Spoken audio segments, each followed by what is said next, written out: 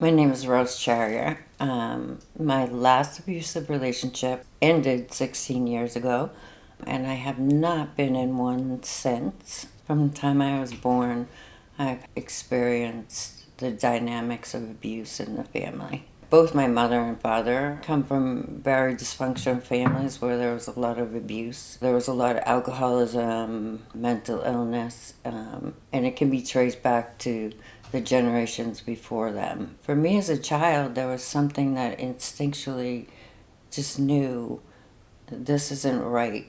My father was an alcoholic who, when he would drink, would either try to kill himself or kill us. My mother was severely depressed, mental illness, could be very rageful and abusive as well. I was the targeted child, so there was a lot of physical abuse and sexual abuse from different family members. My dad, he had already nearly killed me once. My family was like these strict Catholics. You were going to hell for anything, like if you touched yourself. And a lot of my abuse was anal, penetration and manipulation. I was so afraid to touch my vagina and wipe properly, so my underwear would get stained and I'd hide them underneath the bed. And I came home from school one day and she had found the dirty underwear and she threw it around the yard and she hung it up on the mailbox post. My brother and sister and I and the other kids on the block were walking on the block. Just to see that crushed me inside. And one of the coping mechanisms that I learned as a child was to go away. I would go away far inside myself, so far that I developed a complex dissociative disorder. I would chant over and over again in my head, I'm not here. You can't touch me. You can't touch me. You're crazy. You're crazy. I can't imagine ever being so cruel to your child. But the sickest part of all was nobody knew that there was a secret. We were an attractive looking family, the poor versions of the Kennedys. So nobody saw past the outward appearance to the darkness that really was what life was about. As a teenager, I rebelled. I started to drink and drug with the hope of killing myself. I had numerous suicide attempts. Also got pregnant and had a number of abortions. Also, I knew nothing about sex, even though there was all sorts of sexual abuse going on in our home. Sex was never talked about. We were a strict Irish Catholic family and nobody talked about sex. My first abusive relationship was with my high school sweetheart, who I then married. In any dating situation, they were always abusers. When I was 19, I got pregnant again, and this time I, for some reason, decided to go through with this pregnancy. I started to think about what would happen to her, and that started me on the journey to recovery. When she was a year old, I got sober because I didn't want her to live the life that I had lived. But I knew there was more. There was more that I needed to do. Early in recovery, my husband had raped me, and I started to have flashbacks of my childhood. He had become a born-again Christian, and there was excessive verbal and emotional abuse. Basically, I was the devil's spawn. Everything I did, it was because I worshipped the devil and not Jesus. It culminated in a fight one night on the dinner table, and he was going on with one of his 20-minute liturgies, and the children were crying, and I was just like, all right, enough. It's not the Last Supper. And he blew up, I blew up. I said unacceptable things, but he threw me through our patio door and slammed me onto the concrete patio, and then threw me through the screen door and hit my head on the brick step. And he was dragging me out to our family pool to drown me. My oldest daughter, who was like 6 at the time, looked at him and she said, "You fucking asshole, get your hands off my mother." And he was so shocked that she would use such vile, demonic language that he let go just enough for me to run out to the driveway and get in my car. And the hardest thing was to leave my children, but I knew it was a matter of life and death. And I had gone to my mother's house and I had been telling him I wanted out of this marriage, and he would threaten me that I would never see my children again. And he was also threatening to tell my family about my uncle who had abused me. And I remember driving to my mother's house saying, "You know what, it's not worth it." I had like hand marks all over my arms and my throat, and she was saying, "You know, I've been through this, like, with your father, and, like, sometimes people get mad, but he is a good provider, and, like, I knew instinctually, I am not going to get support here. This is not a safe place." And I went back for my children. I stayed for another year. I was just so depressed. My children were having all sorts of problems. Our relationship had totally deteriorated. I didn't want any intimacy with him after he had raped me. I was sleeping on a love seat, so I'd be like tucked up and he couldn't come after me and make sexual advances. I woke up and my little one was saying, "Mommy, I've fed you breakfast." And like all I could hear was like this crunching and then this stabbing pain in my back. And I had this Blessed Mother nightlight statue with these sharp little palms of her hand were stabbing me in my back, and Rice Krispies all over me. And my other daughter, Noelle, who's like sweet as can be, she's like, "I put Jesus' mommy with you so you'd be okay." You know, my children are now feeding me. I'm a terrible mother. I'm done. You know, something has to change here. And I called them at work and said, "You tell me all the time I'm the crazy one. I'm not a good mother. You're right. I need to go to a hospital." And he just wouldn't hear anything about it and came in that night and he was going off to a side job. And I remember saying to him, "Whose wife says I can't handle anymore? Like, take me to a psych hospital." And they just ignore that plea. He came back in and he grabbed me. I went to grab the phone to call the police because I knew what was going to happen. And I had my daughter Danielle in my arm, the phone in the other arm. And he took my arm and he was twisting it so that I couldn't make a phone call. I could see the keys on the counter. I had one choice, to grab the keys and bolt out the door. And I did that, and I happened to be driving through town, and my parents were having dinner in a restaurant. I just went in and I was like, "You have to help me." I wound up in treatment. The therapist who I worked with, the first time she came in, I was sitting on a bed and she said, "Do you know why you're here?" And I'm like, "Oh yeah, because I'm crazy. My family tells me all the time I'm crazy." And she's like, "You're not crazy." She's like, "The healthiest one winds up in treatment."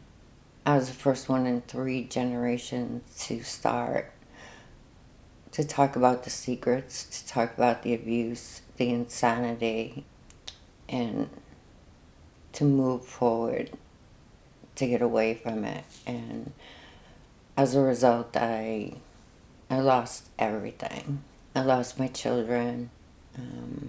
I just asked that I could come during the day and take care of my children and live elsewhere at night. He just would not go along with that. I went to the court system and it just got crazy and out of hand. And during that time, I was just beginning to deal with my own abuse, the abuse by an uncle, and just on the verge of getting to my father and his abuse. We started our court process in 1987, and I did not get full custody of my children back till, I don't know, 1995 or 96. And our case went all the way to the Massachusetts Supreme Court.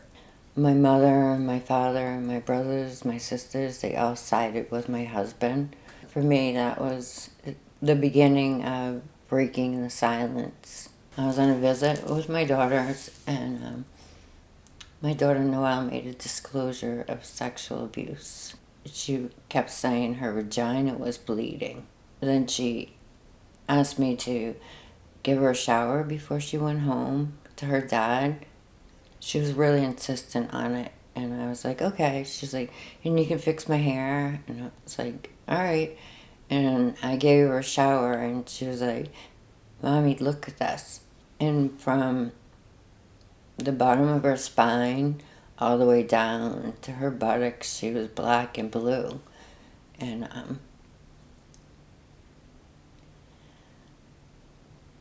she said that her father had done it.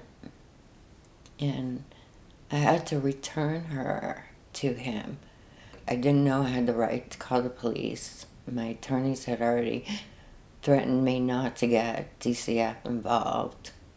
That was probably like the hardest thing in the world that I had to do, and then wait till Monday morning to call my attorneys. We went to court on an emergency order, and I got temporary custody of my children. My daughter Noelle was so destructive. She was trying to throw herself through the sliding glass door, just saying how she wanted to die. She didn't want Daddy to hurt her anymore.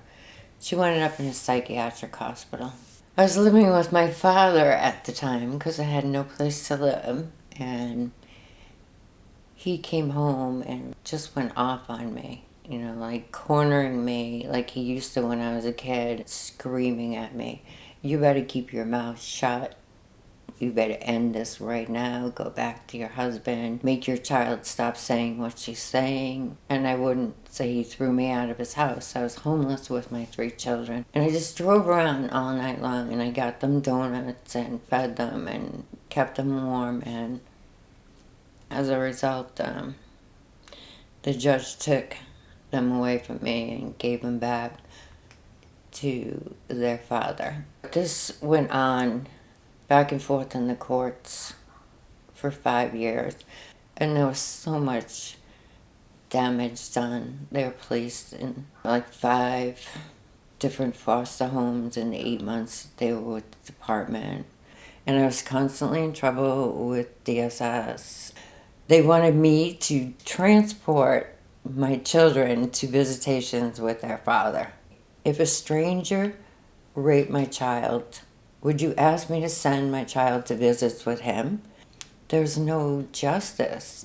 This is the person who should be nurturing and loving them, and he has violated them in every possible way. God, it's hard to remember it all. My daughter Danielle, threatened to set herself on fire. My daughter Noelle spent almost a year in a psychiatric hospital. She was so traumatized that she would just roll up in a ball and you couldn't touch her. She was so afraid of touch. And to know that I didn't get them out soon enough, I carried a lot of guilt over that as well. I have to say, for all the terrible people, the DSS people, the judge, my family who supported my husband, they were good people. I was able, to get a wonderful therapist, pro bono, who actually stayed with me for 30 years. The attorney for the Framingham 8, his name is Ken King. Interestingly enough, when I got him, all of a sudden, my case ended. On the last day, my husband didn't even show up in court. My mother had this famous saying, "Water seeks its own level."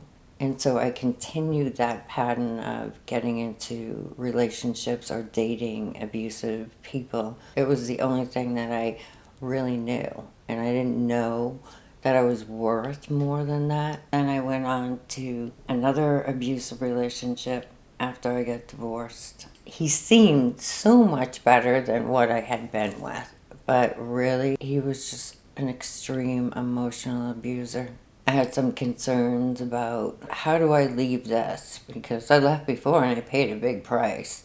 I would try to get out of it, and then go back, and there was a compulsion to it. Found out about a women's domestic violence group. I started attending it. That's the first time that I really felt like this is somewhere I belong. Unfortunately, the final result was like, he sexually assaulted me.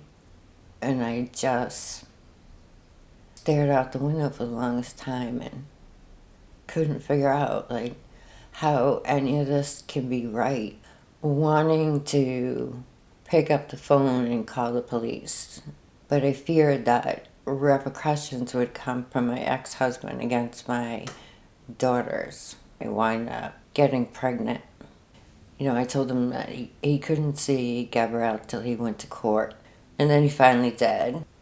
The visits went unsupervised, and pickups and drop-offs were across the street from the police station. Even at the police station, he jumped into my car, started grabbing me, kissing me, would harass me, would follow me home, would call me, would stalk me, would come leave the baby's diapers that he had had at his house in my mailbox, and then dropped her off one 4th of July, and he said, "I'm moving." So I had gone into court to get the visitation revised, and I had let Gabrielle know, you might have to see Daddy today, because they had done that the last time. She said to me, no. She crawled under the cover and she said, Daddy hurt me, and made a full disclosure of sexual abuse. It was just like, no, this can't possibly happen twice. So the court ordered that he could not see her. My daughter Gabrielle has complex post-traumatic stress, along with a neurological learning disability. She's been hospitalized and in treatment programs 13 times. She's extremely violent. She's now 17. She's been on medication for a year that can help her to manage these explosive episodes.